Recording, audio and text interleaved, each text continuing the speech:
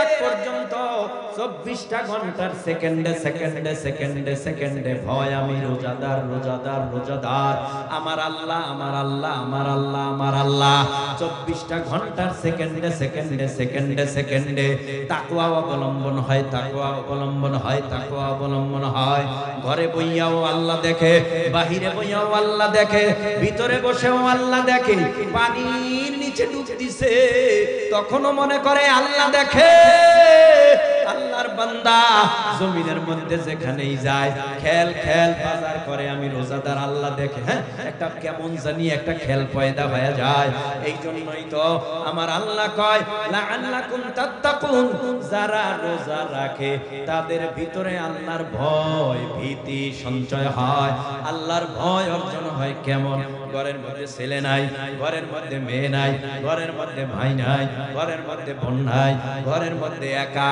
হঠাৎ পানির পিপাসা লাগছে, মন চায় খাই, আমার খেয়াল আসে আমি না রোজাদার, আমি যদি এখন পানি খাই আমার আল্লাহ তো আমারে মারবে, আমি যদি এখন পানি খাই আমার রোজা তো থাকবে না, আমি যদি এখন পানি খাই ছেলে দেখে না, মেয়ে দেখে না, ভাই দেখে না, বোন দেখে না, স্ত্রী দেখে না, একজনে দেখে, সে কে? আরো জোরে আল্লাহ দেখে। এই খেলটা পয়দা হয়, আর এই খেল পয়দা হইতে হইতে দাড়ি বিহীনওয়ালাদের দাড়ি আস্তে আস্তে গজাইতে থাকে, রোজা দাড়ি গজাইতে থাকে। কথা কয় না কেন? দাড়ি ছিল না, রোজাদার রোজা রাখতেছে, আর ভিতরে ভয় আমি না রোজাদার, কেমন কইরা আমি দাড়ি খাওয়াই। আল্লাহর ভয় ভিতরে এমন ঢুকা ঢুকছে। কত রোজাদার ওয়াদা করেছে জীবন যাবে যাক, এই রমজান যেহেতু পেয়েছি আমি তাওবা করলাম, আমার জীবন যাবে তবুও নবীর কলিজায় দাড়ির উপরে বেলেট লাগাবো না। বহু রোজাদার রোজার মাসে রোজা রাখা দাড়িওয়ালা হয়ে গেছে। নাই? প্রমাণ নাই? আরে কথা কয় না কেন? আপনারা কি রাগ করেন আমার সাথে? দাড়ির কথা কেন বললেন? রাগ করেন? আরে ভাই, দাড়ি রাখেন না রাখেন এটা আপনার ব্যক্তিগত ব্যাপার, তবে শরীয়ত সম্মত কিছু কথা দাড়ির ওয়াজ আছে, এগুলি বলতে গেলে ব্যথা পাইবেন। আমি ব্যথা লাগাইতে চাই না। আপনি না নবীর উম্মত, আপনারও উচিত আপনার গালে নবীর সুন্নতি দাড়ি রাখা। তো দাড়িটা রাখতে পারবে তবলিগের সময় লাগাইলে, দাড়িটা রাখতে পারবেন আহলে হক বুজুর্গদের সোহবতে গেলে, দাড়িটা রাখতে পারবেন ওই চরমনাই গেলে, উজানি গেলে, আহলে হক পীরের কাছে গেলে। কেন? সেখানের ধরন আলাদা, সবাই দাড়িওয়ালা, আমি কেমনে দাড়ি কামাই? কারণ দাড়ি তো নবীর সুন্নত। যদি কেউ চিন্তা করে না আমার জীবন যাবে যাক তারপরেও আমি দাড়ি কামাবো না, কারণ বয়স তো আমার কম হয় নাই, ছেলে হইছে, মেয়ে হইছে, ভাই হইছে, বোন হইছে, আমার নিজের ছেলে বিয়া করাইছি, ওই ঘরে নাতি হইছে, এখনো দাড়ি কামাইতে হবে কেন? قل يا عبادي الذين أسرفوا على أنفسهم لا تقنطوا من رحمة الله إن الله يغفر الذنوب جميعا إنه هو الغفور الرحيم।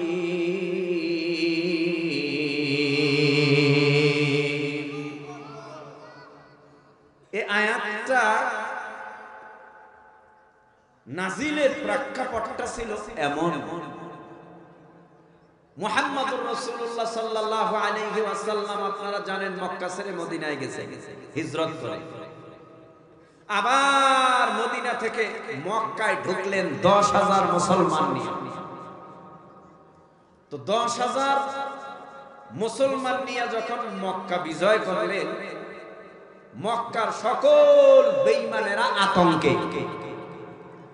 মুহাম্মদ সাল্লাল্লাহু আলাইহি ওয়াসাল্লাম মক্কা বিজয় করছে মানে আমাদেরকে রাখবে না, আমাদেরকে মেরে ফেলবেন। মক্কা মুহাম্মাদের দখলে, মুহাম্মাদের অনুসারীদের দখলে। তো মুহাম্মদ সাল্লাল্লাহু আলাইহি ওয়াসাল্লামের হাত থেকে বাঁচার উপায় নাই। এজন্য নবীর চাচা আমির হামজাকে নির্মমভাবে মেরেছিলেন আহাসি। আবু জাহেলের সন্তান মুসলমানদের শরীরের রক্ত ঝরিয়েছে, দেহ থেকে কল্লা ফালিয়ে দিয়েছে, মুসলমানদের হাত পা পঙ্গু করে ফেলেছে, মুসলমানদেরকে দুনিয়ার থেকে বিদায় করেছে। সেই আবু জাহেলের সন্তান ইকরামা তিনিও মক্কা ছেড়ে দেশান্তরিত হওয়ার জন্য পাগল হলেন, অহসীও হলেন। এক কথায় আল্লাহর দুশমন, নবীর দুশমন, ইসলামের দুশমন, কোরআনের দুশমন, কালেমার দুশমন, মুসলমানের যত দাগী দুশমন ছিল সকল দুশমনেরা পালাবার সিদ্ধান্ত নিল। কেউ বা পালিয়ে গিয়েছে, কেউ বা পালাবার পথে আছে। কোথায়? আবু জাহেলের সন্তান ইকরামা ঘুরতে ঘুরতে ঘুরতে ঘুরতে দৌড়াইতে দৌড়াইতে পালাইবার জন্য গিয়া নদীর কিনারায় হাজির। বিশাল নদী পার হবে, এপার থেকে ওপারে চলে যাবে, পালিয়ে যাবে, মক্কায় থাকবে না। কারণ মক্কার জমিনে মুহাম্মদ আছে, উমর আছে, আবু বকর আছে, উসমান আছে, আলী আছে, বেলাল আছে, 10,000 সাহাবায়ে কেরামের কাফেলা মক্কার জমিনে যেহেতু আছে, সেহেতু মক্কার জমিন আমাদের জায়গা না। আমরা হত্যাকারী, আমরা মুসলমানের রক্ত পিপাসু, আমরা মুসলমানদেরকে দুনিয়ার জমিনে বিলীন করেছি। না না, এই মক্কার জমিনে থাকা যাবে না। আবু জাহেলের সন্তান নদীর পারে যাইয়া নৌকার ভিতরে দেখে এক মাঝি। মাঝিকে ডেকে বলে, ও নৌকার মাঝিওয়ালা ভাই, পারবা আমাকে এই পার থেকে ওই পারে পার করে দিতে?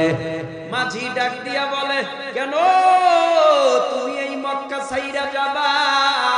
বলে, মক্কার জমিনে মুসলমানের নেতা মুহাম্মদুর রাসূলুল্লাহ সাল্লাল্লাহু আলাইহি ওয়াসাল্লাম চলে এসেছে। মক্কার জমিন এখন আমরা আমাদের জায়গা না, মক্কার জমিন এখন ভালো মানুষের জায়গা। আমরা তো খারাপ মানুষ, মুসলমানের রক্ত পিপাসু, এই মদিনায় আমরা থাকতে পারবো না। মুহাম্মাদের তলোয়ারের আঘাতে আমাদেরকে ধ্বংস করে দিবে, উমরের তলোয়ারের আঘাতে আমাদেরকে মেরে ফেলবে। এবার মাঝি ডাক দিয়া কয়, ও আবু জাহেলের সন্তান ইকরামা, আল্লাহর নবী তো সবাইরে সাধারণ ক্ষমা করে দিয়েছে। তো চোরে শোনে না ধর্মের কাহিনী। ডাক দিয়া বলে, হে আবু জাহেলের সন্তান ইকরামা, নবী সবাইরে সাধারণ ক্ষমা করে দিয়েছে। নবী যা বলে তা করে, নবী এর বিপরীতে কিছু করে না। আবু জাহেলের সন্তান ইকরামা কয়, ও আল্লাহর আশিক বান্দা, তুমিও কি নবীর আশিক? তুমিও কি কালেমা পড়েছো? কয়, হ্যাঁ, আমিও তো নবীর উম্মত, আমিও তো নবীর আশিক, আমিও তো কালেমা পড়েছি। কয়, শোনো, ভালো করে শোনো, মুহাম্মদ যা বলে তা করতে পারে, তবে উমরের হাত থেকে আমার বাঁচার উপায় নাই। আবু বকর, উসমান, আলী এরা আমাকে ছাড়বে না, কারণ মুসলমানরা আমাদের চরমপরম দুশমন। কথা মানে নাই। নৌকায় উঠছি, মাঝি নৌকা বাইয়া বাইয়া নৌকাটা যখন নদীর মাঝ বরাবর গেল, আল্লাহর কুদরত বোঝা যায় না।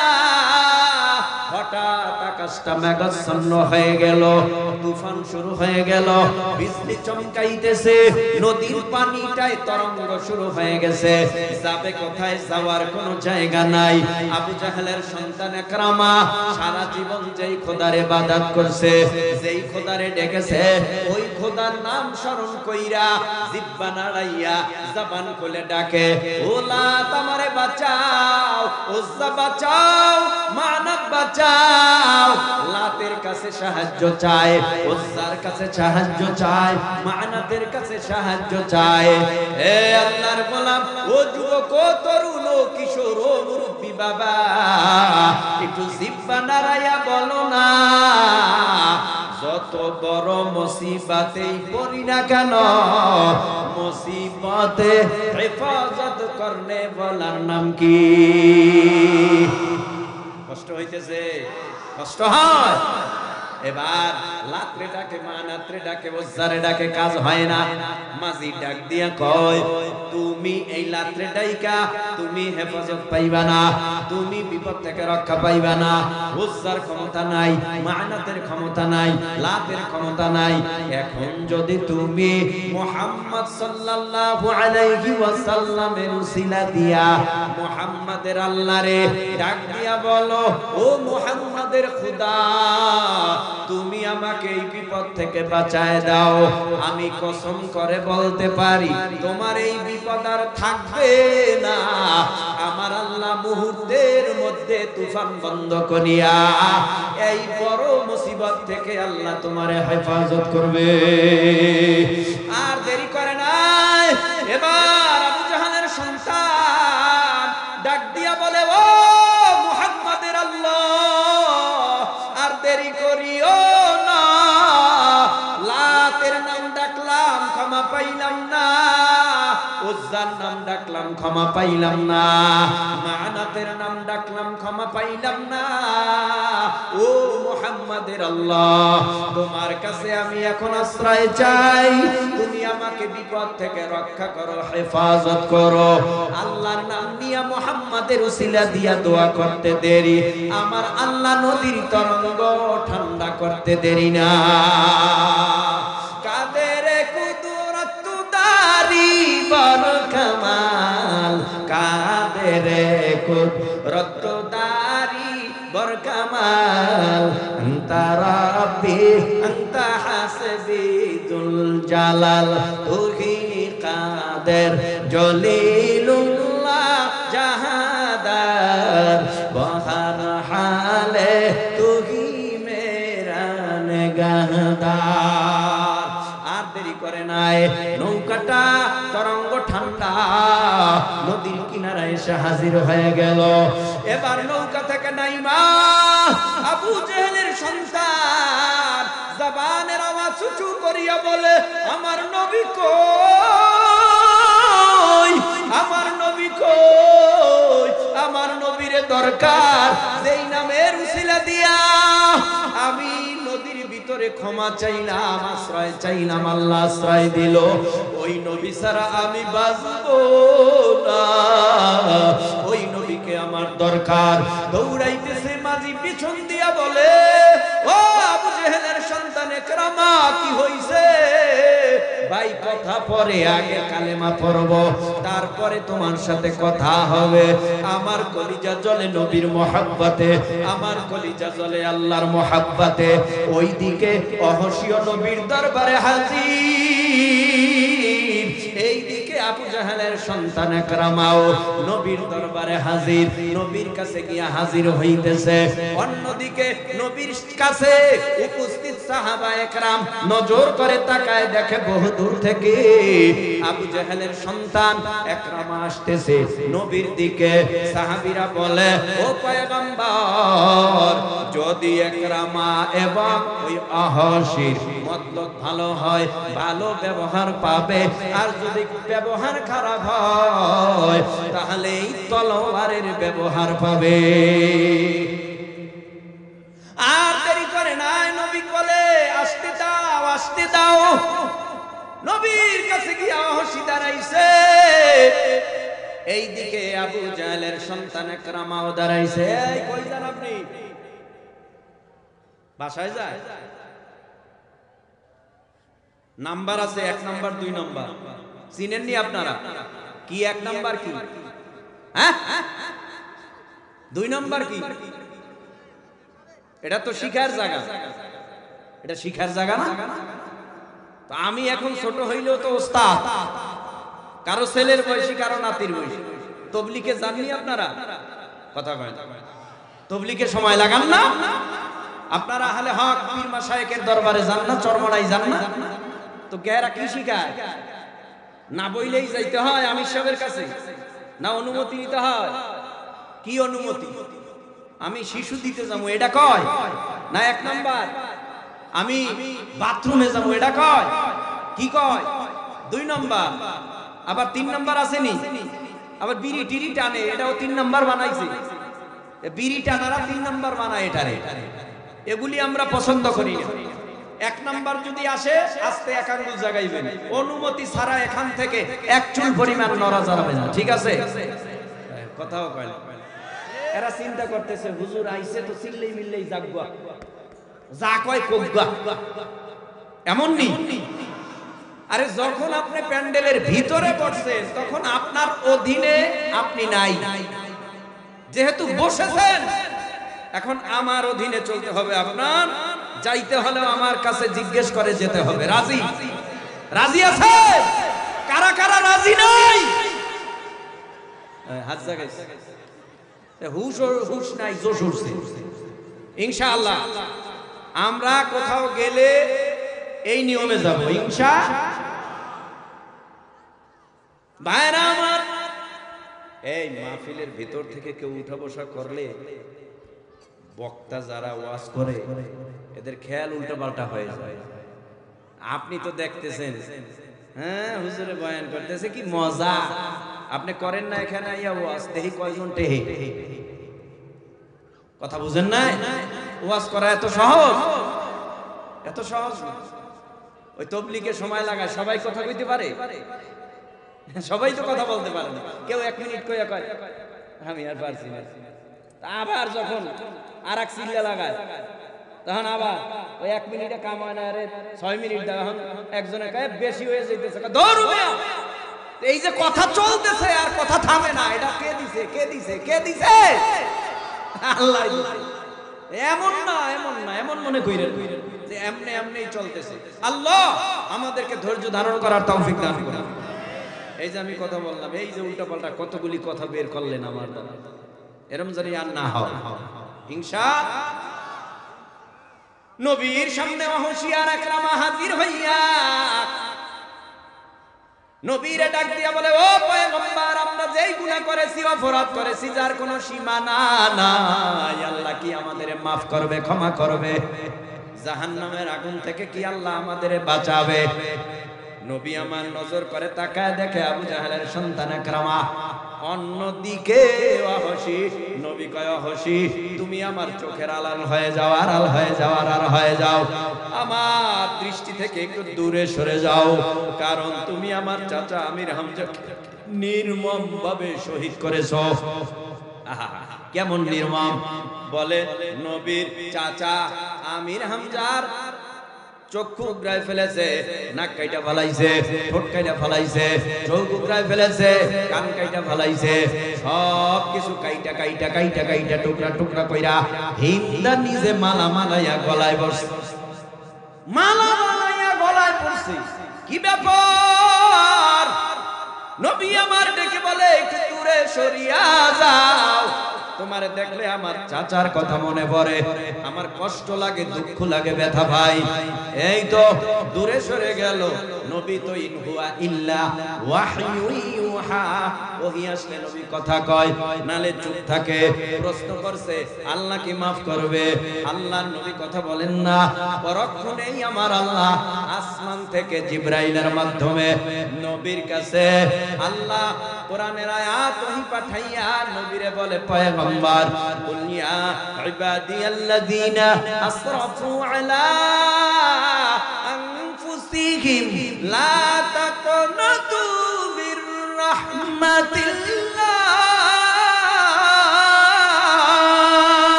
ইন্নাল্লাহা ইয়াগফিরুয যুনুবা জামিআ ইন্নাহু হুয়াল গফুরুর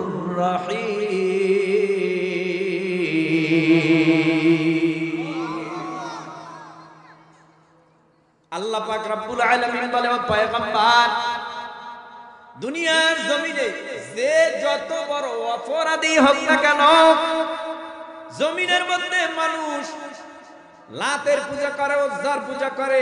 মানুষ জমিনের মধ্যে আল্লাহকে বাদ দিয়া অন্য মাখলুকের ইবাদত করে, তার মানে শিরক করে। বান্দারা যদি শিরকও করে, বান্দারা যদি এই জমিনের মধ্যে অগ্নি পূজা করে, এই জমিনের মধ্যে আল্লাহর সাথে শিরক বানাইয়া যদি অন্য কারো পূজা করে, জমিনের মধ্যে যখন তার ভুল ধরা খায় আত্মসমর্পণ করে, সারেন্ডার করে আল্লাহর কাছে, ও আল্লাহ গো আমি ভুল কইরা ফেলাইছি, আমারে মাফ কইরা দাও, আমি অপরাধ করছি, আমারে মাফ কইরা দাও। আল্লাহ কয় অপরাধের সীমা আছে, আমি আল্লাহর রহমতের কোনো সীমা নাই। আমি আল্লাহর কাছে যদি বান্দা সারেন্ডার করে, আত্মসমর্পণ করে, খাস তাওবা করে, আমি আল্লাহ তার জীবনের গুনাহগুলো মাফ করি। এখানেই সমাপ্ত না, আমি আল্লাহ তার গুনাহগুলো নেকের দ্বারা পরিবর্তন কইরা, আমি আল্লাহ তার নাম জাহান্নামের খাতা থেকে কাইটা, আমি আল্লাহ ওই তওবাকারীর নাম জান্নাতে উঠায় দে। এ পয়গম্বর, এই জমিনের মধ্যে আবু জাহালের সন্তান আকরামা অহংসী, এরা যদি কালেমা পয়রা মুসলমান হয়, আমি আল্লাহ এদের গুনাহ মাফ করব। ভবিষ্যতে কিয়ামত পর্যন্ত এদের মতো যত পাপী আসবে আমার কাছে ক্ষমা চাইবে, আমি আল্লাহ তাদেরকেও ক্ষমা করে দিব। তাহলে আমি বলতেছিলাম, আল্লাহর ক্ষমার দরজা খোলা না বন্ধ? হ্যাঁ, কতদিন খোলা? কতদিন? ওই বিষয়ে আলোচনা করতে অনেক সময়ের দরকার। খোলা কতদিন এটারও তো নির্দিষ্ট সময় আছে, এই পর্যন্ত খোলা থাকবে, এরপরে তওবার দরজা বন্ধ হয়ে যাবে। ভাইরা আমার, এবার আসি, আমি আপনাদের সামনে পবিত্র মহাগ্রন্থ কোরআনুল কারীমের ভেতর থেকে আপনাদের সুপরিচিত একটি আয়াতে কারিমা তেলাওয়াত করেছি। আল্লাহ যদি তৌফিক দান করেন, এই আয়াতের উপরে কিছু কথা বলবো, ধৈর্য হারিয়ে ফেলবেন না তো। আমি কথা চলতে থাকি আর আপনারা আগাইতে থাকেন, খেয়াল আমার দিকে রাখেন। আমি প্রশ্ন করব আপনাদের কাছে, আপনারা প্রশ্নের জবাব দিবেন, আস্তে না জোরে। এবার বলেন, মুহাব্বতে দুনিয়ার জমিনের মধ্যে আল্লাহ নবী, রাসূল, পয়গম্বর প্রেরণ করেছেন, পাঠিয়েছেন কতজন জানেন কি আপনারা? বলেন তো কতজন জানেন? কেউ বলবে 1,24,000, কেউ বলবে মতান্তরে 2,24,000। আমার মতো বললে আর মতান্তরের দরকার নাই। বলেন আমার সাথে, জমিনের মধ্যে নবী রাসূল পয়গম্বর এসেছেন লক্ষাধিক। কত? লক্ষাধিক নবী রাসূল পয়গম্বর দুনিয়ার জমিনে আল্লাহ পাঠিয়েছেন। এই লক্ষাধিক নবী রাসূলের ভিতরে 1,24,000 হইতে পারে, 2,24,000 হইতে পারে, এখানে কোনো মতানক্ষ থাকবে না। তো লক্ষাধিক নবী রাসূল পয়গম্বরকে আল্লাহ দুনিয়ায় পাঠাইয়া লক্ষাধিক আসমানি কিতাব দিছেনি।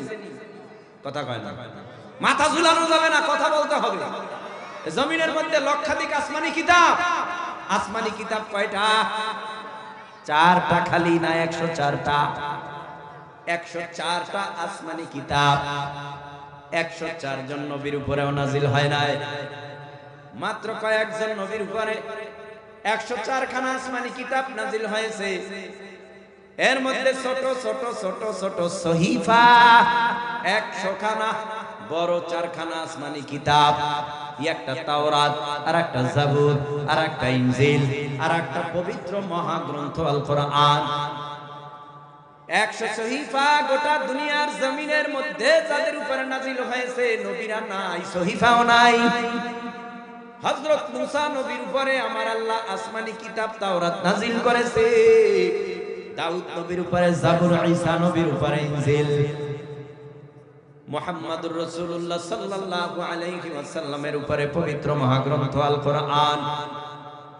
জমিনের মধ্যে মুসা নবীর বিদায়ের পর সারা দুনিয়া তন্ন তন্ন করে খুঁজলেও তাওরাত খুঁজে পাওয়া যাবে না পাওয়া যাবে না। কারণ মুসা নবী বিদায়, তাওরাত বিদায়, দাউদ নবী বিদায়, জাবুর বিদায়, ঈসা নবী বিদায়, ইনজিল বিদায়। ও যুবকের দল, একটু জিহ্বা নাড়ায় বলো, আমার নবীও তো বিদায় হলো ১৫০০ বছর আগে। আমার নবীর বিদায়ের পর আজও সারা দুনিয়ার জমিনের মধ্যে নবীর উপরে নাজিলকৃত মহাগ্রন্থ আল কোরআন আছে না নাই? মুসা নবী নাই, দাউদ নবী নাই, ঈসা নবী নাই, আমার নবী আপনার নবীও নাই। আমার নবীর উপরে নাজিলকৃত মহাগ্রন্থ আল কোরআন আছে, তাওরাত নাই কেন? তাওরাত আসমানি কিতাব, কোরআন আসমানি কিতাব। তাওরাত নাই, কোরআন আছে কেন? জাবুর আসমানি কিতাব, কোরআন আসমানি কিতাব। জাবুর নাই, কোরআন আছে কেন? ইনজিল আসমানি কিতাব, ইনজিল নাই, কোরআন আছে কেন?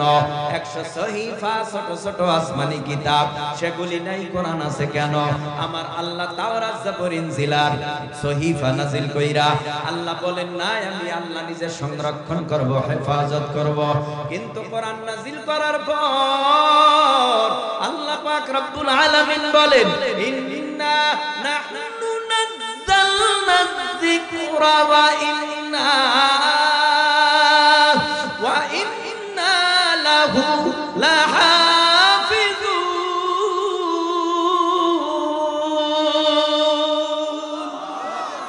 আল্লাহু আকবারের আওয়াজ না, আল্লাহু আকবারের আওয়াজ না।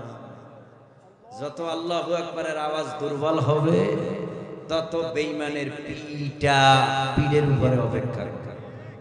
মানে জমিনের মধ্যে মুসলমানের হাতে অস্ত্র নাই, কামান নাই, বিমান নাই, ক্ষেপণাস্ত্র নাই, রাইফেল নাই।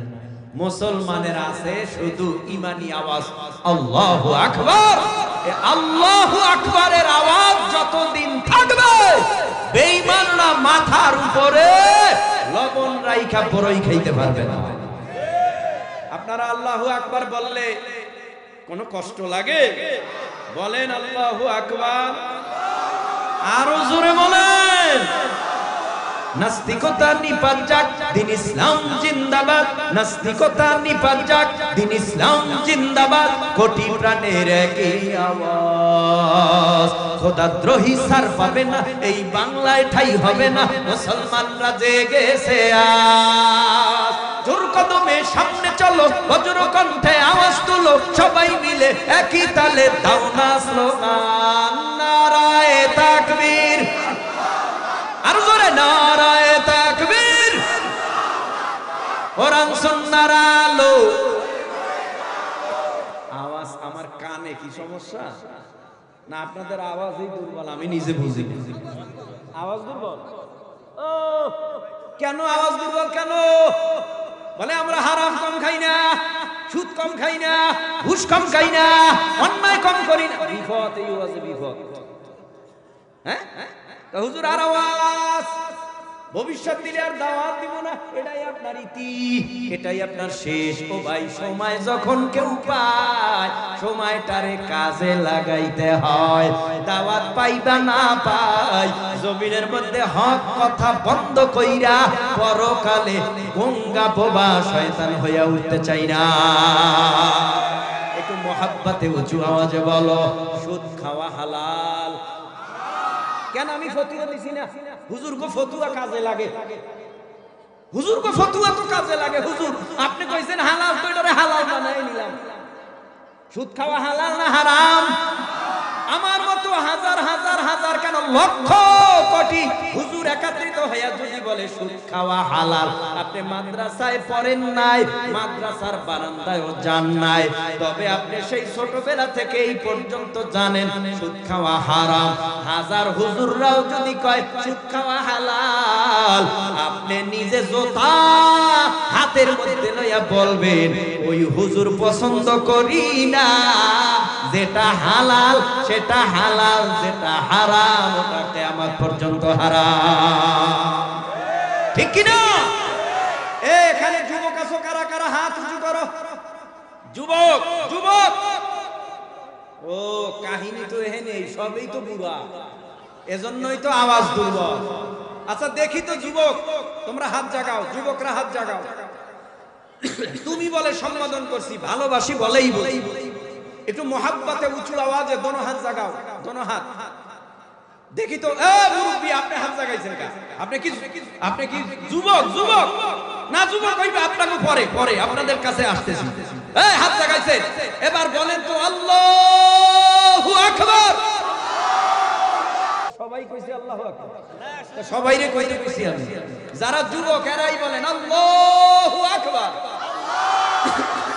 এবার হাত নামান, মুরব্বীরা হাত জাগান, জাগান দি আল্লাহ ভরসা, আল্লাহ যা করে যেখানে আল্লাহ নেই। হ্যাঁ এবার হাত নামান, এবার আল্লাহু আকবার, আল্লাহু আকবার।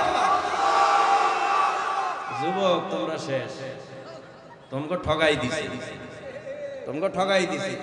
ও এরা তো আবার সংখ্যায় বেশি, আমরা ঠগি নাই ইনশাআল্লাহ, আমরা ঠগি নাই। তবে আমাদের আওয়াজ দিতে হবে আল্লাহু আকবারের আওয়াজ। বেঈমানরা বলবে আমাদের কাছে কামান আছে, বিমান আছে, অস্ত্র আছে, ট্যাঙ্ক আছে, বোম আছে, স্ট্যান্ডার আছে, রাইফেল আছে, তোমাদেরকে সেকেন্ডের ভেতরে দুনিয়ার ভিতরে কবরস্থ করে দিব। কিন্তু বেঈমানরা এটা জানে না, মুসলমানের কাছে অস্ত্র না থাকলেও ঈমানের অস্ত্র আছে। বেঈমানের কাছে, মুসলমানের কাছে যে অস্ত্র আছে, বেঈমানের কাছে সে অস্ত্র নাই। মুসলমানের কাছে আছে ঈমানের অস্ত্র। মুসলমানরা সংখ্যায় কম থাকলেও, তাদের হাতে কামান বিমান অস্ত্র না থাকলেও ঈমানের অস্ত্র আছে। বেঈমানের সামনে যখন মুসলমানেরও তাকবীরের আওয়াজ দেয়, বেঈমানরা তখন জায়গায় স্টক করে মারা যায়, না হলে ইঁদুরের মতো করতে পালায়।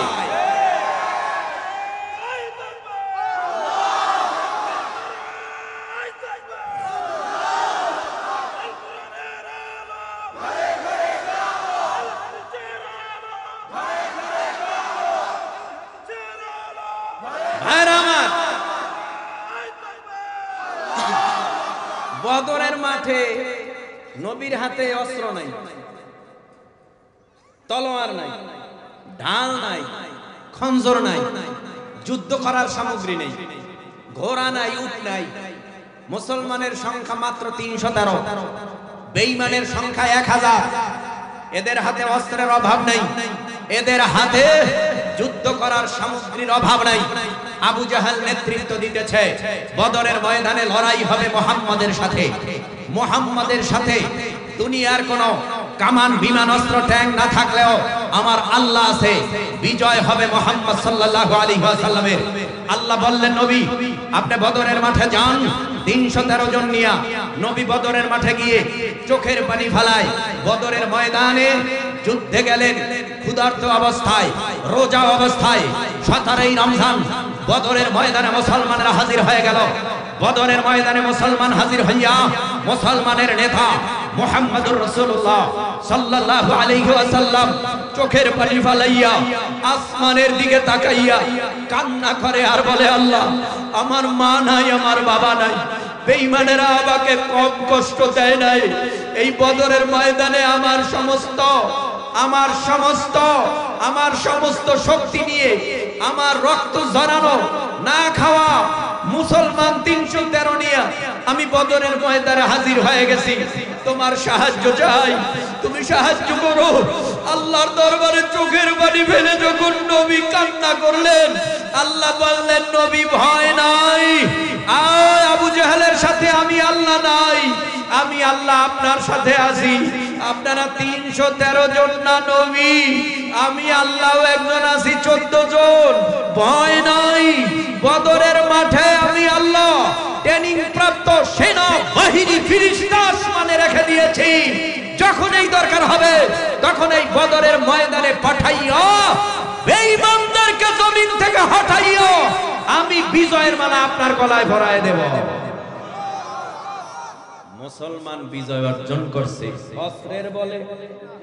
এই কথা কয় না কেন? মুসলমান বিজয় অর্জন করছে শক্তির বলে না ঈমানের বলে? হায় হায় হায় হায়, অল্প বয়স্ক মানুষ সকালে খাইলে দুপুরের খবর নাই, গাছের কচি পাতা খাইয়া খাইয়া জীবন বাঁচায়।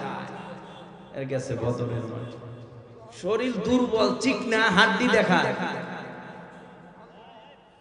মনে হয় ধাক্কা দিলে পড়ে যাবে। কিন্তু ঈমান যার ভিতরে যত বেশি সে ছোট হোক আর খাটো হোক, সে চিকনা হোক, কিন্তু সে তো ইমানের বলে দৌড়ায়। আর ইমানটা যখন তার ভিতরে পূর্ণাঙ্গ প্রবেশ করে, তার একটা হুঙ্কারে বাতিল জায়গায় স্টক করে মারা যায়। এ হলো মুসলমান। আপনার আমার আওয়াজ এত দুর্বল, এ দুর্বল আওয়াজ আর চলবে না। আমাদের আওয়াজ দিতে হবে, তৈরি থাকতে হবে মুসলমানদের। যদি শাহাদাতের তামান্না না থাকে, মরণ হবে মুনাফিকের মরণ, মরণ হবে মুনাফিকের মরণ। শাহাদাতের কামনা আল্লাহর কাছে করা চাই, আল্লাহ মরণটা শহীদি মরণ দিও। যদি এই তামান্না ভিতরে থাকে, যদি আপনি জিহাদের ময়দানে গিয়া বেঈমানের বিরুদ্ধে লড়াই কইরা নাও মরতে পারেন, তামান্না যদি থাকে, আল্লাহ মরণের সময় শহীদি মরণ দিও। আল্লাহ বুঝার তৌফিক দেন। আল্লাহু আকবার জোরে বলা যাবে? ইন্না নাহনু নাযালনা যিকরা ওয়া ইন্না লাহু লাহাফিজুন।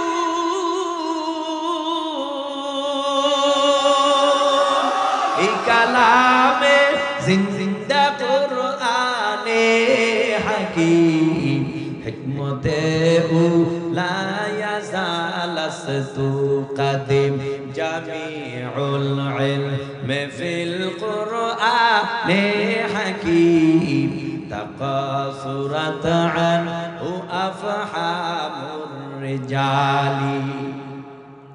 আল্লাহ বলেন, এই কোরআন আমার নাজিল করেছি আমি আল্লাহ, আর এই কোরআনের হেফাজতের জিম্মাদারিও নিলাম আল্লাহ। তাই তো এই 1450 বছর পর্যন্ত কত বেঈমান এলো আর গেল, কোরআনের ভিতরে ভুল বের করতে পারে নয়।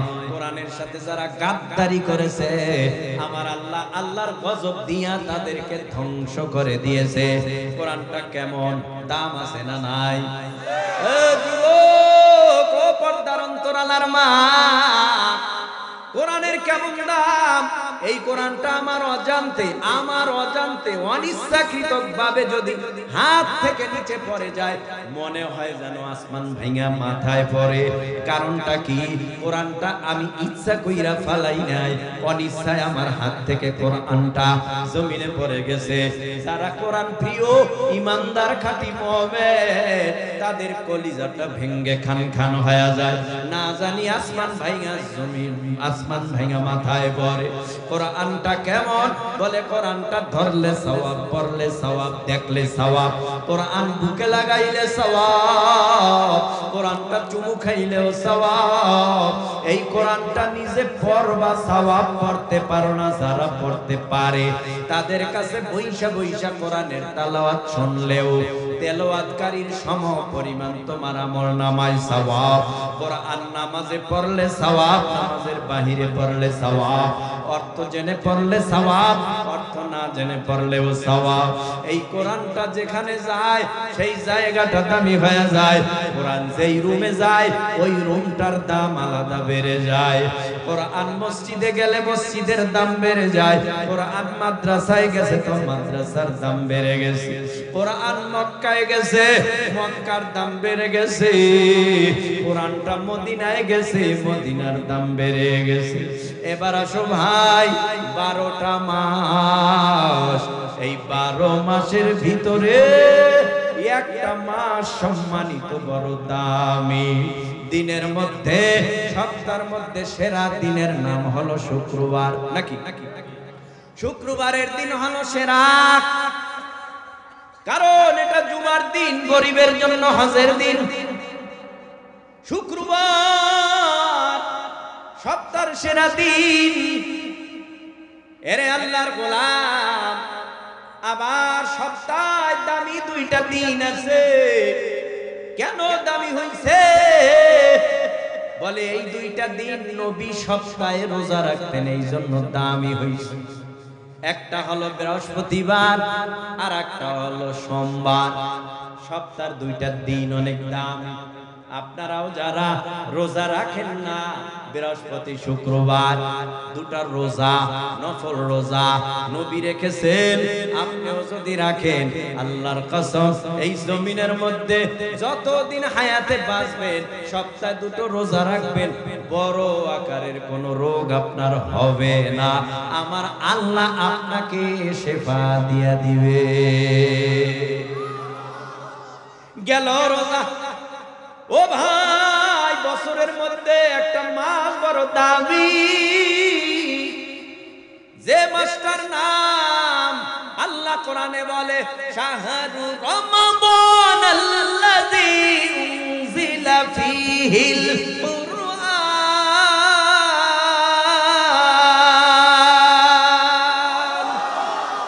আল্লাহ বলেন এই রমজান মাসে কোরআন নাজিল হয়েছে, তাই তো এই রমজান মাসের দাম আল্লাহ বাড়ায় দিয়েছে।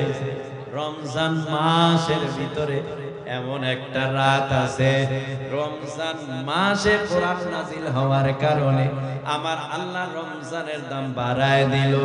যেই রাত্রে কোরআন নাজিল হয়েছে ওই রাতটার দাম আমার আল্লাহ বাড়ায় দিল। কি সেই রাত্র? আল্লাহ নিজেই কয়, ইন্না আনজালনাহু ফি লাইলাতিল কদর ওয়া মা আদরাকা মা লাইলাতুল কদর লাইলাতুল কদরি খায়রুম মিন আলফি শাহর। আল্লাহ কয় নিশ্চয়ই কোরআন নাজিল করেছি সব কদরের রাত্রে। নবীকে আমার আল্লাহ প্রশ্নবোধক চিহ্ন দিয়া প্রশ্ন করে, ওয়ামা আদরাকা মা লাইলাতুল কদর, ও পয়গম্বর কদর কি, কদরের মর্যাদা কি আপনি জানেন?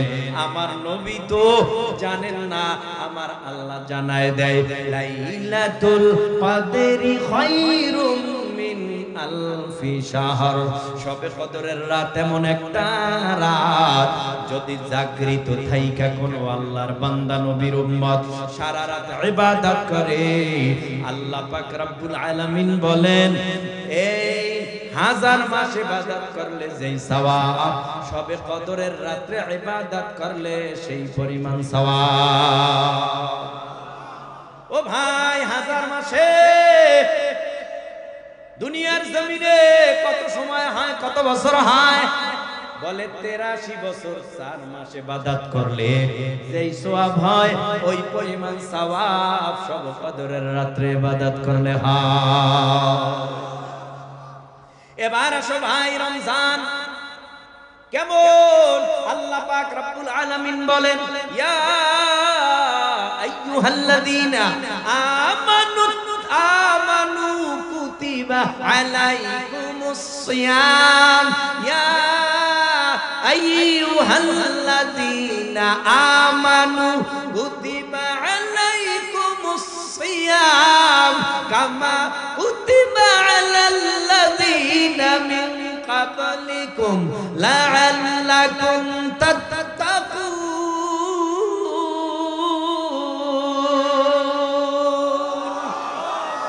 আল্লাহ বলেন, হে ঈমানদারেরা, শর্ত আছে নি? কথা কয় কি শর্ত? ঈমানদার। আল্লাহ বলে নাই ও দুনিয়ার বেঈমানওয়ালা বেঈমানেরা তোমরা সিয়াম পালন করো, তোমাদের উপরে সিয়াম ফরজ করলাম, রমজানের রোজা ফরজ করলাম। আল্লাহ হিন্দুদের বলে না ও হিন্দুরা রোজা রাখো, তোমাদের প্রতি ফরজ করলাম। ও খ্রিস্টান এহুদিনা সারা চাকমা মক্সিকেরা তোমাদের উপরে রমজানের রোজা ফরজ করলাম। কিন্তু আল্লাহ বলেন নাই, শর্ত লাগায় দিছে ইয়া আইয়ুহাল্লাযীনা আমানু।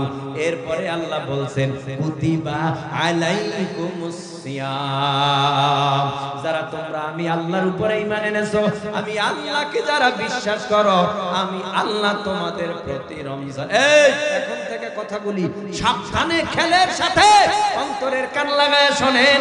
আল্লাহ বলেন তোমাদের উপরে রমজানের রোজা ফরজ করলাম, যেমনি ভাবে পূর্ববর্তীদের উপরে আমি আল্লাহ ফরজ করেছিলাম। কেন রমজানের রোজা ফরজ করলাম? আল্লাহ বলেন লাআল্লাকুম তাত্তাকুন, যাতে তোমরা মুত্তাকি হতে পারো, যাতে তোমরা আল্লাহর ভয় ভীতি অর্জন করতে পারো, যাতে করে তোমরা বুজুর্গি লাভ করতে পারো। এই জন্য আমি আল্লাহ রমজানের রোজা তোমাদের উপরে ফরজ করলাম। এ যুবক, তরুণে, কিশোর, মুরব্বী, একটু বলেন রমজানের রোজা রাখলে আল্লাহর ভয় ভিতরে আসে কি আসে না? সাহারি খেয়েছো, সুবহ সাদেক পর্যন্ত, তার মানে সাহারি খাওয়ার পর থেকে ইফতারের আগ পর্যন্ত 24টা ঘন্টার সেকেন্ডে সেকেন্ডে সেকেন্ডে সেকেন্ডে ভয় আমি রোজাদার রোজাদার রোজাদার, আমার আল্লাহ আমার আল্লাহ আমার আল্লাহ আমার আল্লাহ। 24টা ঘন্টার সেকেন্ডে সেকেন্ডে সেকেন্ডে সেকেন্ডে তাকওয়া অবলম্বন হয়, তাকওয়া অবলম্বন হয়, তাকওয়া অবলম্বন হয়। ঘরে বইয়াও আল্লাহ দেখে, বাহিরে বইয়াও আল্লাহ দেখে, ভিতরে বসেও আল্লাহ দেখে। পানির নিচে ডুব দিছে, তখনও মনে করে আল্লাহ দেখে। আল্লাহর বান্দা জমিনের মধ্যে যেখানেই যায়, খেল খেল বাজার করে, আমি রোজাদার, আল্লাহ দেখে। হ্যাঁ, একটা কেমন জানি একটা খেল পয়দা হয়ে যায়। এই জন্যই তো আমার আল্লাহ কয় লাআল্লাকুম তাত্তাকুন, যারা রোজা রাখে তাদের ভিতরে আল্লাহর ভয় ভীতি সঞ্চয় হয়, আল্লাহর ভয় অর্জন হয়। কেমন? ঘরের মধ্যে ছেলে নাই, ঘরের মধ্যে মেয়ে নাই, ঘরের মধ্যে ভাই নাই, ঘরের মধ্যে বোন নাই, ঘরের মধ্যে একা। হঠাৎ পানির পিপাসা লাগছে, মন চায় খাই, আবার খেয়াল আসে আমি নেন রোজাদার, আমি যদি এখন পানি খাই আমার আল্লাহ তো আমারে মারবে, আমি যদি এখন পানি খাই আমার রোজা তো থাকবে না, আমি যদি এখন পানি খাই ছেলে দেখে না, মেয়ে দেখে না, ভাই দেখে না, বোন দেখে না, স্ত্রী দেখে না, একজনে দেখে, সে কে? আরো জোরে আল্লাহ দেখে। এই খেলটা পয়দা হয়, আর এই খেল পয়দা হইতে হইতে দাড়ি বিহীনওয়ালাদের দাড়ি আস্তে আস্তে গজাইতে থাকে, রোজা দাড়ি গজাইতে থাকে। কথা কয় না কেন? দাড়ি ছিল না, রোজাদার রোজা রাখতেছে, আর ভিতরে ভয় আমি না রোজাদার, কেমন কইরা আমি দাড়ি খাওয়াই। আল্লাহর ভয় ভিতরে এমন ঢুকা ঢুকছে। কত রোজাদার ওয়াদা করেছে জীবন যাবে যাক, এই রমজান যেহেতু পেয়েছি আমি তাওবা করলাম, আমার জীবন যাবে তবুও নবীর কলিজায় দাড়ির উপরে বেলেট লাগাবো না। বহু রোজাদার রোজার মাসে রোজা রাইখা দাড়িওয়ালা হয়ে গেছে। নাই? প্রমাণ নাই? আরে কথা কয় না কেন? আপনারা কি রাগ করেন আমার সাথে? দাড়ির কথা কেন বললেন? রাগ করেন? আরে ভাই, দাড়ি রাখেন না রাখেন এটা আপনার ব্যক্তিগত ব্যাপার, তবে শরিয়ার সম্মত কিছু কথা দাড়ির ওয়াজ আছে, এগুলি বলতে গেলে ব্যথা পাইবেন, আমি ব্যথা লাগাইতে চাই না। আপনি না নবীর উম্মত, আপনারও উচিত আপনার গালে নবীর সুন্নতি দাড়ি রাখা। তো দাড়িটা রাখতে পারবে তবলিগের সময় লাগাইলে, দাড়িটা রাখতে পারবেন আহলে হক বুজুর্গদের সোহবতে গেলে, দাড়িটা রাখতে পারবেন ওই চরমনাই গেলে, উজানি গেলে, আহলে হক পীরের কাছে গেলে। কেন? সেখানের ধরন আলাদা, সবাই দাড়িওয়ালা, আমি কেমনে দাড়ি কামাই? কারণ দাড়ি তো নবীর সুন্নত। যদি কেউ চিন্তা করে না আমার জীবন যাবে যাক, তারপরেও আমি দাড়ি কামাবো না, কারণ বয়স তো আমার কম হয় না, ছেলে হইছে, মেয়ে হইছে, ভাই হইছে, বোন হইছে, আমার নিজের ছেলে বিয়া করাইছি, ওই ঘরে নাতি হইছে, এখনো দাড়ি কামাইতে হবে কেন? কাম তো হয়ে গেছে, এখন কামাইতে হবে কেন? আপনারা মুসলমান, আপনার তো উচিত না জীবনে যা কিছু করেছি আর করব না, এখন থেকে ওয়াদাবদ্ধ হলাম দাড়ি জীবন যায় আর না থাক, আমি দাড়ি আর কামাইয়া নবীর কলিজা কাটবো না। আপনি এরাদা করেন ভাই আমি আপনার শত্রু না, আমি চাই আপনাকে জান্নাতের রাস্তায় উঠায় দিতে। আপনি জান্নাতের রাস্তায় উঠায় দিলে আমার ফায়দা হবে এতটুকু, আপনি দাঁড়িয়ে রেখে যাই সওয়াবের অধিকারী হইলেন, ওর একটা সওয়াব আমার আমলনামায় আসবে না। আপনার আমার বাড়িতে আপনি দাওয়াত দেবেন, আপনার সাথে আমার কোনো লেনদেন আছে টাকা পয়সা, যা আমি আপনার উপরে আক্রোশ হইয়া আক্রমণাত্মক কথা বলি যে আপনি আমার দুশমন না, আপনি আমার ভাই, এজন্য আপনাকে বলি রেখে দেন। আর জীবনে কি আছে দাঁড়িয়ে রাইখেই হিংসা। আর রোজা রাইখা কত বেনামাজি নামাজি, হ্যাঁ আমি রোজাদার, যদি নামাজ না পড়ি তাহলে আমার রোজা কেমনে হইব? এজন্য রোজাদাররা 5 ওয়াক্ত নামাজ পড়ে, আবার তারাবিতে দৌড়ায়। 24টা ঘন্টাই তাকওয়া কোন জায়গায় গেলে অর্জন হয়, তাকওয়া কোন জায়গায় গেলে অর্জন হয়, কেমন কইরা তাকওয়াওয়ালা হইতে পারি, আল্লাহ ভীরু হইতে পারি, বুজুর্গ হইতে পারি, আল্লাহর ভয় অন্তরের ভিতরে জমা করতে পারি। দেখেন না সাহারি খাইতে উঠে রোজাদার যায় নামাজ বিছায় দিয়া আল্লাহর কুদরতি কদমে সেজদা দিছে, ও আল্লাহ আমি জীবনেও তাহাজ্জুদ করি নাই, আজকে আমি সাহারি খাওয়ার আগে তোমার দরবারে আমি সেজদা দিলাম।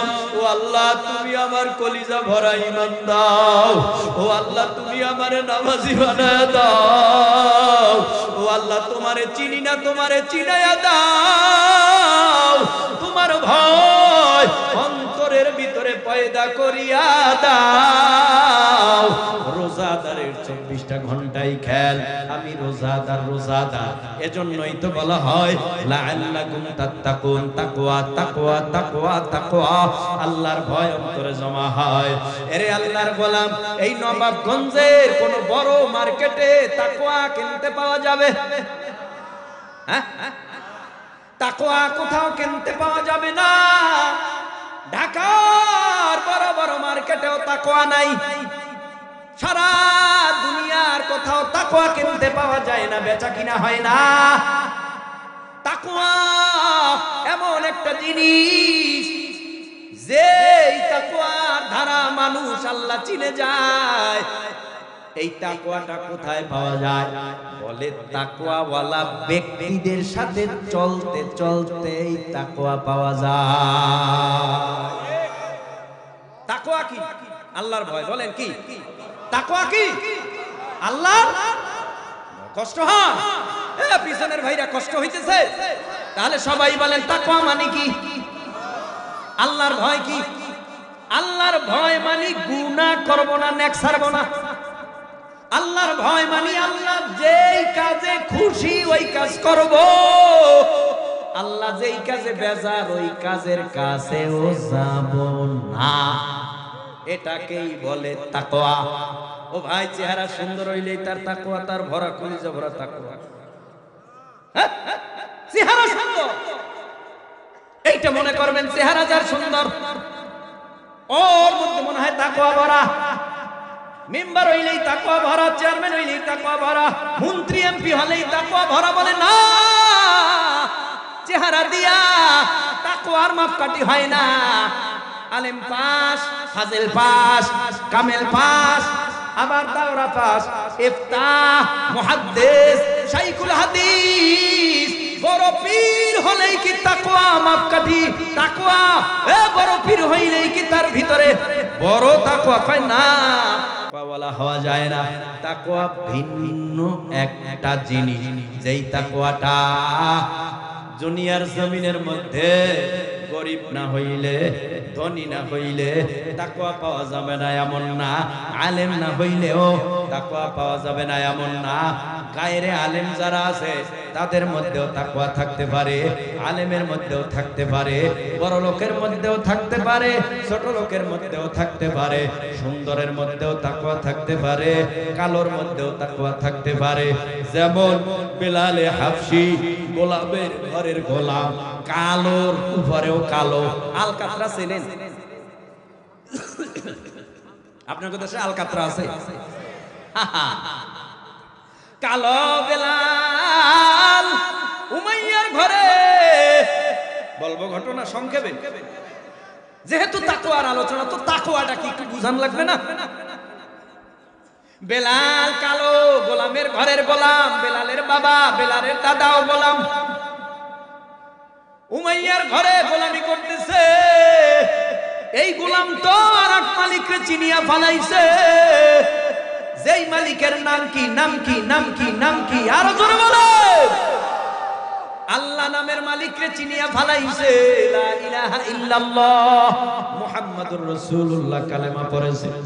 কালেমা পড়ার পর আর দেরি করে নাই, হযরতে বেলাল শয়নে স্বপনে দিনে রাত্রে সেকেন্ডে সেকেন্ডে শ্বাস নিঃশ্বাসে ডাকে আল্লাহু আল্লাহ আল্লাহু আল্লাহ আল্লাহু আল্লাহ আল্লাহু আল্লাহ। মাঝে মধ্যে বলে লা ইলাহা ইল্লাল্লাহু মুহাম্মাদুর রাসূলুল্লাহ। এইভাবে হযরত বেলাল হাবশী রাদিয়াল্লাহু তাআলা আনহু ঈমান আনছে, এটা প্রকাশ হয়ে গেছে, গোপন নাই। উমাইয়া ডাক দিয়া কয় তুমি কি মুসলমান হইছো? কয় হ্যাঁ। তুমি মুসলমান হইছো আমার ঘরে থাইকা? হ্যাঁ। তোমারে তো মাইরা ফেলামু, মারেন, মানে কাইটা ফেলামু, কাটেন, তোমার দেহ থেকে কল্লা নামায় দিব, নামান, তোমার ঈমানের স্বাদ মিটায় দেব। উমাইয়ারে ডেকে কয় উমাইয়া আপনি আমারে চিনেন নাই, আমার জীবনটাও যদি চলিয়া যায় তারপরেও কালেমা ছাড়বো না, আল্লাহ ভুলবো না, নবী ভুলবো না, কালেমা ভুলবো না।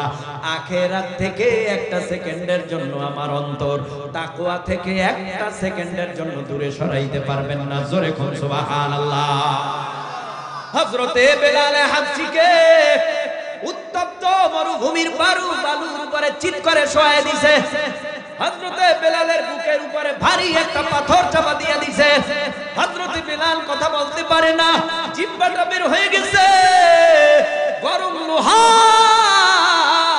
পেরেক আগুনের মধ্যে গরম কইরা আগুনের মতো সাদা বানাইছে। এখন বেলালের জিহ্বাটা টান দিয়া বাইর কইরা গরম লোহা জিহ্বার মধ্যে ঢুকায় দিছে। হযরতে বেলাল আহাদ আহাদ আহাদ আহাদ আহাদ, আল্লাহ কয়জন, আল্লাহ কয়জন, আল্লাহ কয়জন, আমার আল্লাহ এক। হযরত বেলাল হাবশীকে এত মারে তারপর কালেমা ছাড়ে না, হায় হায় এত মার। কিন্তু হযরতে আবু বকর বেলালের মার দেখে আর সহ্য করতে পারে নাই। উমাইয়ারে ডেকে বলে উমাইয়া আপনার গোলাম তো আপনারে মানে না, আপনার গোলাম আপনার অবাধ্য, গোলামটারে রাইখা লাভ কি? হয়তো বিক্রি করে দেন, হয়তো বিক্রি করে দেন, এই টাকা দিয়া অন্য গোলাম খরিদ কইরা তারপরে আপনার হুকুম মানাবেন। এই গোলাম তো আপনার কথা মানে না, আপনার কথার অবাধ্য। কয় হ্যাঁ হ্যাঁ, তাহলে আর দেরি কেন, মোটা অঙ্কের টাকা দাও। আবু বকর মোটা অঙ্কের টাকা দিয়া হযরতে বেলালকে খরিদ করিয়া নবীর সামনে গিয়া ফালাইছে। নবীর চেহারা দেইগা হযরতে বেলাল আনন্দে কান্না করে আর বলেন নবী আমি আপনারে যে কত মায়া করি, আমি আপনারে যে কি পরিমাণ ভালোবাসি নবী, এ দুনিয়ার কেউ জানে না। এত মার খাইছি তারপরও আপনারে ভুলি নাই, এত মার খাইছি তারপরও আমি আল্লাহরে ভুলি নাই। ইসলাম সারি নাই, কোরআন সারি নাই, নবী সারি নাই, আখিরাত সারি নাই। ও আল্লাহর নবী আপনি আমারে আপনার কাছে নিয়ে নেন। নবীকে ডেকে নবী আমার হযরতে বেলাল হাবশীকে ডেকে বলে বিলাল আর দূরে নয়, আসো, তোমারে আমি আমার কাছেই রাখবো। তুমি গোলামের ঘরের গোলাম, তোমার অন্তরে যে কি তাকওয়া আমি নবী জানি। তবে আসো এই মদিনায় মসজিদের নববীতে শতে শতে আমার প্রিয় সাহাবীরা নামাজ আদায় করে, এরা অনেক দামি মানুষ, তার থেকেও বেশি দামি তুমি বেলাল। আসো আমার এই মসজিদে নববীর মিনারায় উঠা উঠা তুমি আযান দিবা, আমার পিছনে দাঁড়াইয়া ইকামত দিবা, তুমি কি শান্তি পাবা না? হযরতে বেলাল কয় নবী আমি এই দায়িত্ব পালন করব, আমি তো কোনোদিন ভাবি না আমি মিনারায় উঠা আযান দিব। আল্লাহু আকবার, আল্লাহু আকবার, আশহাদু আল্লা ইলাহা ইল্লাল্লাহ আশহাদু আন্না মুহাম্মাদার রাসূলুল্লাহ হাইয়া আলাস সালাহ হাইয়া আলাল ফালাহ আস-সালাতু খায়রুম মিনান নাওম। এইভাবে আমি আযান দিব, কোনদিন ভাবি নাই ও পয়গম্বর আমি খুশি হয়ে গেলাম। বেলাল মসজিদে নববীর মধ্যে মুয়াজ্জিন হইছে তাকওয়া বেশি থাকার কারণে, আল্লাহর ভয় ভীতি বেশি থাকার কারণে। হযরত বেলাল মসজিদে নববীর ভিতরে আযান দেয়। ওই মসজিদে নববীর ইমাম আমার নবী মুহাম্মদুর রাসূলুল্লাহ সাল্লাল্লাহু আলাইহি ওয়াসাল্লাম। ওই মসজিদের মুয়াজ্জিন হলো হযরত বেলাল হাবশী রাদিয়াল্লাহু তাআলা আনহু। হঠাৎ একদিনের ঘটনা, চতুর্দিকে বেঈমানেরা কানা ঘুষা করে। মসজিদে নববীর ইমাম মূর্খ, নাউজুবিল্লাহ। মসজিদে নববীর মুয়াজ্জিন মূর্খ, তা কেমনে? মুহাম্মদ তো নিজে মূর্খ, মুহাম্মাদের মতো এত মূর্খ নাই, আবার মসজিদে নববীর মধ্যে মুয়াজ্জিন রাখছে তাও মূর্খ। কেমন মূর্খ? মসজিদে নববীর মুয়াজ্জিনের তাকওয়া সম্পর্কে তো অন্য কেউ জানে না। কত বড় আল্লাহর ভয় আল্লাহর ভীতি সঞ্চয় করেছে হযরতে বেলাল হাবশী রাদিয়াল্লাহু তাআলা আনহু। বেঈমানেরা কয় বেলাল আযান দেয়, আশহাদু বলতে পারে না, আসহাদু বলে। তার মানে শব্দ উচ্চারণ ঠিক নাই, অর্থ আলাদা হয়ে যায়। এইভাবেই তো মসজিদে নববীর মধ্যে মুয়াজ্জিন রাখছে অশিক্ষিত। কি করবে? সাহাবায়ে কেরাম আয়েশা নবীর কাছে অভিযোগ দায়ের করলেন, অবস্থা ভালো না, বেলালের কারণে আপনারেও খারাপ হয়, এটা আমরা সহ্য করতে পারবো না। ও নবী তাড়াতাড়ি করেন, নতুন মুয়াজ্জিন নিয়োগ দেন, এটা আমাদের পরামর্শ। নতুন মুয়াজ্জিন নিয়োগ দিবে, যেমন দেহ তেমন সুন্দরী, তেমন বড় ইলমওয়ালা, কণ্ঠ অনেক ভালো। দেরি করে নাই, নিয়োগ দিছে। হে বেলাল এদিকে আসো। কি পয়গম্বর, আগামী কাল থেকে মসজিদে নববীর মধ্যে ফজরের নামাজের আযান দিবা না, বন্ধ হয়ে যাবে। হযরতে বেলাল বললেন ঠিক আছে হুজুর, আমি আর আযান দিব না। যখন নবী বলছেন আযান দিবা না, তখন মনে হয় বেলালের কলিজাটা খানখান হয়ে গেছে। বেলাল চোখের পানি ফালাইয়া নবীর সামনে বৈশা কাঁদে না, নবী আবার কষ্ট পেতে পারে। এজন্য বেলাল মসজিদে নববীর এক কোণায় যাইয়া হাউ মাউ করে কাঁদে আর বলে আমার দোষ কি? ও খোদা, ও মাওলা, ও আল্লাহ, আমার দোষ কি? আমি কালা, আমার দোষ কি? আমার কণ্ঠ নয়, আমার দোষ কি? আমার ইলম নাই, আমার দোষ কি? ও আল্লাহ আমি তোমারে ভুইলা গেছি নি, আমার ব্যবহারে তুমি কি গোসা হয়েছো, যার কারণে মসজিদে নববীর থেকে আমার মুয়াজ্জিনের দায়িত্ব ছিনাই নিয়ে গেছো। দায়িত্ব তো তুমিই দিছো, আমি তো গোলামের ঘরের গোলাম। ওই গোলামরে তুমি আমারে কালেমা পড়াইছো, নবীর দরবারে আনছো। আমি এত দামি মানুষ হয়ে গেছি। ও আল্লাহ, তুমি আমার কোনো কাজে যদি ব্যথা পায় থাকো মাফ কইরা দাও। এই বলে সারা রাত্র কাঁদে। ফজরে নতুন মুয়াজ্জিন মিনারে উঠছে, আযান দিতেছে। আল্লাহু আকবার, আল্লাহু আকবার। আযান চলতেছে, কিন্তু আযান শেষ হয়ে গেছে। পূর্ব গগনে বর্ষা হয় না, সূর্যের কোনো আভাস নাই। নবী বলে কি হইছে রে? বুঝতে পারতেছি না, ঘন্টার পরে ঘন্টা যায়, আযান হইল, ফর্সা হয় না কেন? চিন্তিত নবী। হঠাৎ জিবরাইল আমিন আসছে। হে নবী কি হইছে? মসজিদে নববীতে কি আযান হবে না? কয় কেন? আযান তো হইছে। কয় কারে দিয়ে আযান দিবেন? কয় নতুন মুয়াজ্জিন। কাজ হবে না, যেই মুয়াজ্জিন এতদিন আজান দিছে ওই মুয়াজ্জিন যদি আজান না দেয় পূর্ব গগনে সূর্য উদিত হবে না। তাড়াতাড়ি আজান দেওয়ান কিতাবে লেখে বেলাল যদি আজান না দিত পূর্ব গগনে কিয়ামত পর্যন্ত সূর্য উঠত না। কে আজান হইছে তো? ও নবী আজান হইছে, হইতে পারে, তবে আজানের আওয়াজ আমার আল্লাহর আরশে আজিম পর্যন্ত পৌঁছায় নাই। নবীজি আরশে গেছেন? কথা কথা নবীজি আল্লাহর আরশে গেছেন? ও সেখানে যাইয়া বেলালের পায়ের হাঁটার শব্দ পায়, সুবহানাল্লাহ। জমিনে আইসা মিরাজ থেকে কয়, এই তুমি কি আমল করো? হ্যাঁ, তোমার ভিতরে এত বড় তাকওয়া, তুমি এত বড় আল্লাহ ভীরু। কত সাহাবী আছে কারো পায়ের আওয়াজ শোনা যায় না, তোমার খরমের আওয়াজ এই আরশে পাওয়া যায়। ব্যাপারটা কি? আমি পাইলাম। কয় নবী বেশি কিছু করি না, মসজিদে ঢুইকা 2 রাকাত তাহিয়াতুল মসজিদ না আমি নামাজ আদায় করি, দুখুলিল মসজিদ, দুখুলিল মসজিদ, নামাজ আদায় করি, মসজিদে ঢুইকা মসজিদের হকটা আদায় করি। এরপরে এইটাই তো আমার আমল। কয় তুমি জানো এই কারণে আল্লাহ তোমার পাওয়ার আরশ পর্যন্ত নিয়ে গেছে।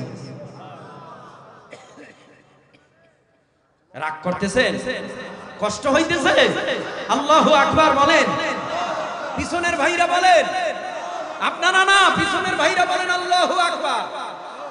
হয় না, হয় না, দাঁড়ানো পিছনে যারা আছেন, দাঁড়ানো বসা পিছনের সবাই বলেন আল্লাহু আকবার। আপনারা বলেন, সবাই মিলে বলেন আল্লাহু আকবার।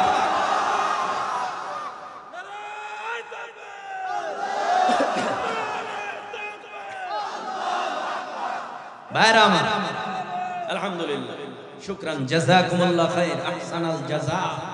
আপনারা যারা বসে আছেন চাতক পাখির মতো তাকিয়ে আছেন, এরকম একদিন আমিও আপনিও তাকিয়ে তাকিয়ে আল্লাহর বয়ান শুনবো, নবীর বয়ান শুনবো, দাউদ নবীর বয়ান শুনবো।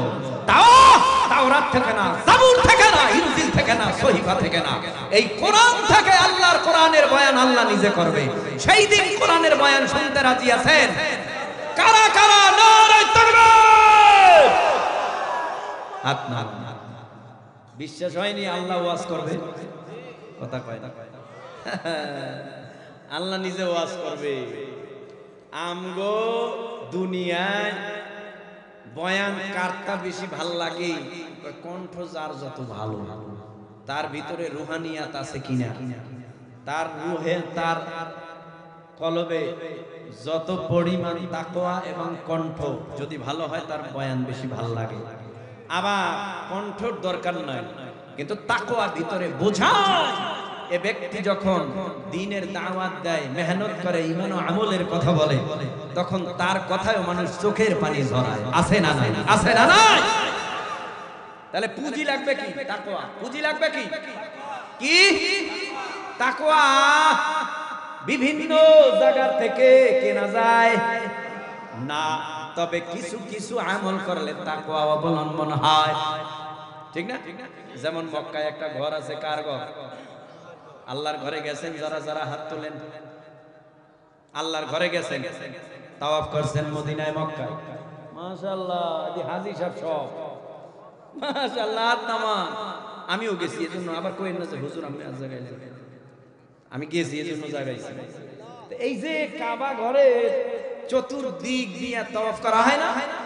হ্যাঁ, লাব্বাইক আল্লাহুম্মা লাব্বাইক, লাব্বাইক লা শারীকা লাকা লাব্বাইক, ইন্নাল হামদা ওয়ান নি'মাতা লাকা ওয়াল মুলক লা শারীকা লাক। কি কই আমরা? লাব্বাইক আল্লাহুম্মা লাব্বাইক, ও আল্লাহ আমি হাজির, আমি হাজির, আমি হাজির, লা শারীকা লাকা লাব্বাইক, আপনার সাথে কোনো শরীক নাই। সুবহানাল্লাহ। শরীক আছে? যখন তাওয়াফ করে তখন খেয়াল কাবা ঘরের দিকে না অন্য দিকে? এইভাবে এইভাবে খালি এইভাবে হাজিরা খালি এইভাবেই যায়, এই তো কাবা ঘর এইভাবে তাওয়াফ করতেছে হাজিরা, হ্যাঁ তাওয়াফ করতেছে আর তার উপরে রহমত বর্ষণ হইতেছে, তাওয়াফ করতেছে আর রহমত বর্ষণ হইতেছে। আর খেয়াল হজরে আসওয়াদ পাথরটা কই, হজরে আসওয়াদ পাথরটা কই, মুলতাজাম আল্লাহর ঘরের গেটটা কই, কারণ জানে হজরে আসওয়াদ চুমু খাইলেই দামি হওয়া যায়, মুলতাজাম আল্লাহর ঘরের গেট দইরা দোয়া করলেই দোয়া কবুল, হাতিমে কাবা দোয়া কবুলের জায়গা, মাকাম ইব্রাহিম দোয়া কবুলের জায়গা, সুবহানাল্লাহ, ওখানে যাইয়া দোয়া করলে দোয়া কবুল। আমার একটা কথা শুনাই, এটা আমার ভিতরের ভাব প্রকাশ করার জন্য না, দোয়া যে কবুল হয় এটা শোনা যায়। আমরা দুই বন্ধু গেছি উমরায়, তাওয়াফ করতেছি, সাথে ছিল 70 বছরের একজন বুড়া মানুষ, হাত থেকে ছুটে গেছে আমাদের, আমগো হাত থেকে কি ছুটে গেছে, কারণ কোথাও তালাশ করে পাওয়া সম্ভব সম্ভব বন্ধুরা, কি করার আছে, কই পাবো, কি এক মহা মুশকিল। মানুষ কইব, ছেলেরা কইব যে হুজুররা গেছে আমার বাবারে ছাইড়ে দিছে, জিম্মা নিল কেন আমার বাবা, জিম্মা নিল কেন? যদি আমার বাবাকে জিম্মা নিছে, এখন যেহেতু হারায় ফেলছে, তো সব দোষ তো এখন আমগো মাথায়, কি করব, কিছু আর করার নেই। তো বললাম যে দোস্ত দোয়া করলে বলে দোয়া কবুল হয়, এখানে তো আজকে দেখি তো কি হয়, আল্লাহ যা করে। তো ঈমান মজবুতি নিয়ে বললাম 2 রাকাত সালাতুল হাজত নামাজ পড়ো, আল্লাহ যা করে।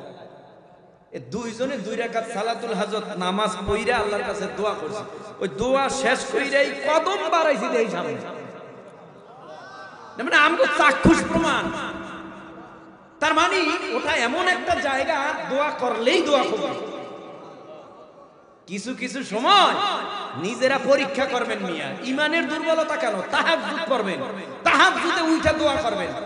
অসুস্থ কতদিন, 5 বছর, ডাক্তার তো কম দেখান নাই জীবনে, এখন ডাক্তার বাদ দিয়া এখন আপনি তাহাজ্জুদে দাঁড়ান, দাঁড়ায় বলেন আল্লাহ ডাক্তার দেখাইতে কম দেখাই নাই, বহু ডাক্তার দেখাইছি, প্রেসক্রিপশন দিয়েছে, ঔষধ খেয়েছি, ফায়দা হয় না, তোমার আদালতে তুমি ডাক্তারের বড় ডাক্তার, তুমি আমাদের রোগ ভালো করো, আল্লাহর কসম। 1 দিন 2 দিন 3 দিন আপনি এরকম 1 সপ্তাহ 41 দিন 40 দিন 1 মাস আমল করেন, আল্লাহর কসম করে বলতে পারি আপনার ডাক্তারের কাছে যাওয়া লাগবে না, যত বড় কঠিন রোগ থাক আল্লাহ আপনাকে ভালো করে দিবেন। খালি এটা কেন, টাকা নাই সে কিস্তি উড়ায়, টাকা নাই কিস্তি উড়াইতে, কিস্তি উড়াইতে দৌড়াইতে পারছে, কিন্তু আল্লাহর কুদরতি কদমে সেজদা দিতে পারে না। আর কিস্তি টানতে টানতে টানতে টানতে জীবন শেষ। আপনাদের সমানে কিস্তি নাই, আবার ফতুয়াবাজি করে, হুজুর আপনি কি 50,000 টাকা দিতেন? আমরা তো 50,000 পাইয়া কাম একটা গড়ায় ফেলাইছি, কি একটা অটো কিনছি, হে অটো যতদিন চালাইবে, এই অটো এই এদিক ফেরেন আমার দিকে ফিরে, কথা তিক্ত কিন্তু শুনে, কিস্তির টাকা দিয়া অটো কিনা যতদিন চালাইবে ততদিন ওর ভিতরে হাহাকার ফুরাবে না, হাহাকার ফুরাবে না। অনেক কথা বলতেছি, আল্লাহ আমারে মাফ করুন, আপনারা আমার উপরে ক্ষিপ্ত হইতেছেন। কপালে দাগ পড়ে গেছে, হাজি হজ করছে কয়েকবার, এখনো পরের জমি ঠেলে নিজের জমি বাড়ায়, পরেরটা কমায়, আরে নিজেরটা বাড়ায় পরেরটা কমায়। হাজি সাহেব আজীব ব্যাপার, তুমি কেমন হাজি? আবার পোস্টারে নাম দিছে আলহাস লাগায় নাই, মাহফিলেই যায়, পোস্টার দেখে মাহফিলে যায় না। আমার নামের আগে কেন আলহাস লাগাইলো না পোস্টারে? এজন্য আমি মাহফিলে যাব না। তার মানে তুমি হজ করছো আলহাজ পাওয়ার আশায়, আল্লাহরে পাওয়ার আশায় না। তুমি আলহাজেই হইলা কিন্তু তাকওয়া পাইলা না, আল্লাহরে পাইলা না। আছে না এরকম? এই হইল সমস্যা। আল্লাহ আমাদের মাফ করুন। আরো জোরে বলেন আমিন। আমিনের আওয়াজ আরেকটু জোরে দেন। এ ভুল তো আমারটাও করছে, দেখছেন? আমার নামের আগে আলহাস লাগায় না, আমার নামের আগে আলহাস লাগায় না। আমি আসলাম কেন মাহফিলে? তার মানে হলো কোন ব্যক্তির টাইটেল দিয়া ব্যক্তির পরিচয় হয় না, ব্যক্তির পরিচয় হয় ব্যক্তির নামে। কথা বুঝে না? টাইটেলে পরিচয় হয় আলহাজ, হযরত, মাওলানা, মুফতি, হ্যাঁ এগুলি কি টাইটেল? এগুলি কি? মুজাদ্দেদে জামান, সদরঘাটের কামান, গুলিস্তানের বেঈমান, আন্তর জাতিক দাননের বেঈমান। কত বেঈমান আছে কয় এনে সেজদা দে, কবরে সেজদা দিতে কয়। আরে আপনাদের দেশে নাই, আমি তো জানি। নাই নাই নাই নাই নাই নাই নাই নাই আছে আছে, কবরে সেজদা দাও, মাজান মাজান সেজদা দিতে কয়। আচ্ছা বলেন তো, যে মইরা গেছে ওর কাছে কি আছে?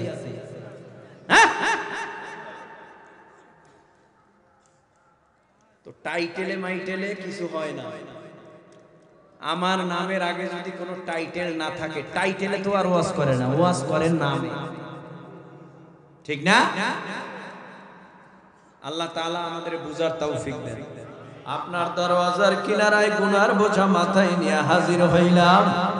আপনি আমাদের জীবনের সব গুনাহ খাতা মাফ করে দেন। আয় আল্লাহ, আমাদের মধ্যে অনেকের মা নাই, অনেকের বাবা নাই, কবরে চলে গেছে। আমাদের প্রত্যেকের মা বাবার কবরগুলো জান্নাতের বাগান বানায় দেন। এই মাহফিলের উসিলা করে অত্র এলাকার মধ্যে যত কবর, সকলের কবরের আযাব মাফ করে কবর জান্নাতের বেহেশতের বাগান বানায় দেন। এই মাহফিলে যারা বয়ান করেছেন, অতিথি হয়েছেন, সভাপতি সহ এ সবাইকে কবুল করেন। এই মাহফিলে যারা দান সদকা করেছেন সবাইকে কবুল করেন। যে সমস্ত ভাইরা প্রবাসে আছে তাদেরকে কবুল করেন। এখানে যত যুবক, তরুণ, কিশোর, মুরব্বী সবাইকে কবুল করেন। পর্দার আড়ালের মা বোনদের কবুল করেন। আয় আল্লাহ, আমি অসুস্থ, আমার মতো যারা অসুস্থ সবাইকে শেফা করেন। আয় আল্লাহ, যত কথা বললাম ভুল ত্রুটি ক্ষমা করে আমল করার তৌফিক দান করেন। ইয়া আল্লাহ, এই মজলিসটা আজ জানি কার জীবনের শেষ মজলিস হয়ে যায়। জানি না কার শরীরে হঠাৎ কাফনের কাফন লেগে যায়। ছেলে কানবে, মামা করে, বাবা বাবা করে, জবাব তো আর দেওয়ার ক্ষমতা থাকবে না। মরণ যখন দিবেন সেজদা অবস্থায় ইমানের হালাতে মরণ দিয়েন আল্লাহ। মরণ যখন দিবেন কোরআন তেলাওয়াতের অবস্থায় মরণ দিবেন।